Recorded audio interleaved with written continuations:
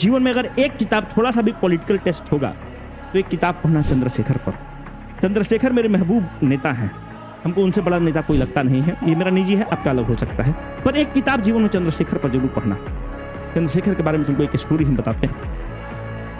चंद्रशेखर देश के prime minister थे और जब चंद्रशेखर देश के प्राइम मिनिस्टर रहे तो राजीव गांधी को ऐसा लगा कि राजीव गांधी के सपोर्ट से प्राइम मिनिस्टर थे, तो राजीव गांधी को ऐसा लगा कि चंद्रशेखर उनकी जासूसी करवा रहे हैं। जब ऐसा चंद्रशेखर को पता चला कि ऐसी जासूसी की बात है तो चंद्रशेखर बात करते हैं राजीव गांधी से। किताब के हवाले से हम आपको बता रहे हैं ये स्टोरी, और बोलते हैं कि मैं तो ऐसी कोई जासूसी आपकी नहीं करवा रहा हूं, मैं तो आपके सहयोग से सरकार चला रहा हूं, आपको कुछ गलतफहमी है। पर गलतफहमी जब बढ़ जाती है तो फिर गलतफहमी कहां रहती है, वो तो एक नाकसूर बन जाता है। यही चंद्रशेखर के साथ होता है। अगला दिन चंद्रशेखर को पता होता है कि अविश्वास प्रस्ताव लाने की तैयारी हो रही है और कांग्रेस उनका सरकार का समर्थन नहीं करेगा। जब ऐसी स्थिति आन पड़ती है तो चंद्रशेखर रिजाइन कर देते हैं और बोलते हैं कि मैं त्याग पत्र दे रहा हूं। राजीव गांधी को जैसे ये पता चलता है तो राजीव गांधी अपने कुछ जो चंद्रशेखर के मित्र थे उनको भेजते हैं और बोलते हैं कि चंद्रशेखर जी से जाकर बात करिए और बोलिए चंद्रशेखर को कि हम लोग नहीं कुछ उनसे त्याग पत्र मांगते हैं, सरकार वो चलाएं, कोई दिक्कत नहीं है। पर वो एक प्रेशर टैक्टिक था और बलिया के रहने वाले थे चंद्रशेखर, कहां प्रेशर टैक्टिक को बर्दाश्त करने वाले में थे। चंद्रशेखर ने कहा कि जाकर राजीव गांधी को कह दीजिए कि मेरा नाम चंद्रशेखर सिंह है, और चंद्रशेखर सिंह दिन में 3 बार अपने डिसीजन को नहीं बदलता है, अपने निर्णयों को नहीं बदलता था। ऐसा था बलिया का बलिराम युवा तुर्क चंद्रशेखर। चंद्रशेखर जितने तेवर में रहते थे उन्हीं का बेटा है नीरज शेखर, जो भी सांसद है भाजपा से, राज्यसभा का सांसद है।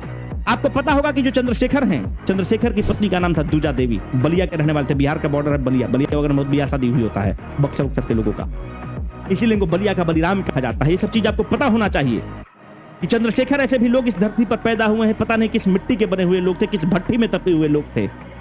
जब उनकी शादी होती है दूजा देवी से, जब इंदिरा गांधी इमरजेंसी लगाती हैं तो चंद्रशेखर के पास अपने दूत को भेजती हैं और बोलते हैं कि मैडम आपसे बात करेंगी।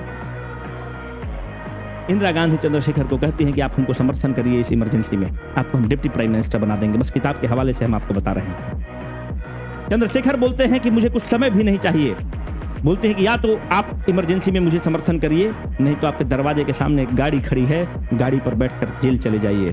चंद्रशेखर फोन काटते हैं और गाड़ी पर जाकर बैठ जाते हैं और जेल चले जाते हैं। जब चंद्रशेखर जेल में रहते हैं तो चंद्रशेखर के बलिया के कुछ मित्र बोलते हैं कि अब चंद्रशेखर से मिलने जेल में चलते हैं।